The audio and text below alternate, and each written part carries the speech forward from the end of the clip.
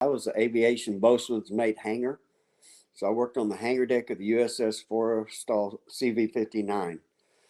And I went in 1976 of July, and they sent me after the boot camp in Great Lakes. I went to Suffolk, Virginia, where they had the whole aircraft carrier in dry dock. But we got out of there and we went to Mayport, which was a pretty good duty station here in Florida.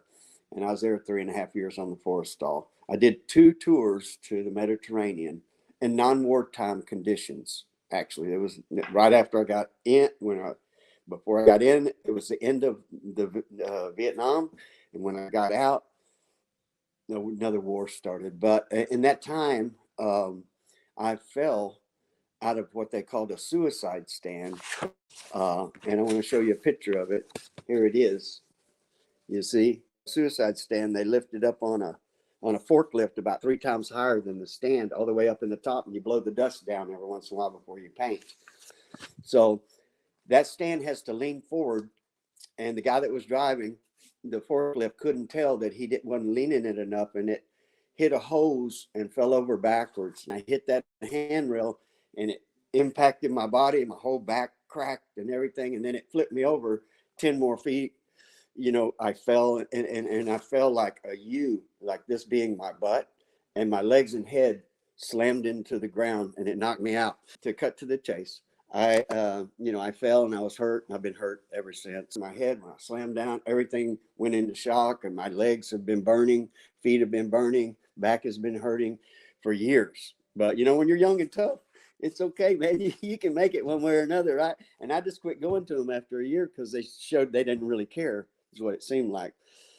And it really was neglect. But I was able to live through it, and I'm grateful to God, that I was able to survive everything and live a halfway normal life, and it got better with time, but not the healing process, but that I was able to work with it all my life, and I work construction, and I just retired at 68.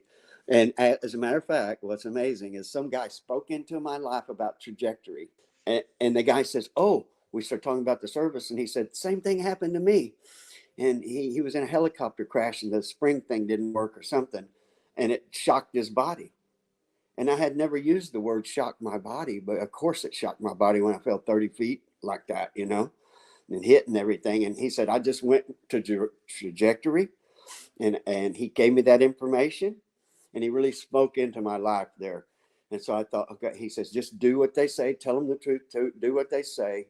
And it worked for me. I finally got it after several years and everything. And then on my birthday, December 28th, just a few weeks ago, my wife calls me, and I was working out of town, and she says, "You're not going to believe it." And I said, "What?" And she goes, "We got a check from the government for your injuries." And I said, "No way." And she said, "Yes." And so she told me, and a letter came and a check came back to back. And so, that's good. I have cancer now, a prostate cancer. I don't know how much longer I'll live, but I just really do feel justified at the end, as I get closer and older and everything. And I wish, and the story hasn't changed, and over the years, I'm really grateful to Trajectory for helping me. I'm really grateful to you, okay? Because, you use professional language, which is something I couldn't write or do, but I gave you my story, and you guys worked it out. And it was about time somebody helped me. We couldn't get people to help us on the outside till recently in the last decade. I'm not bitter, okay, about anything. As a matter of fact, I'm rejoicing right now. I believe you guys worked it out professionally, and it made a difference. It really made a difference. And I believe you guys can do more for the vets, who need it. There's so many of the vets, it makes me emotional when I think about 20 something guys committing suicide every day. I believe it was a godsend for you guys to come into my life. That guy spoke that through me, and he was a Christ follower. And so we prayed, and I did where he sent me. He sent me to you guys, and it really worked out. My wife and I are very grateful, my kids and everything. So when I pass, she's going to be able to inherit those things for herself and she'll probably outlive me.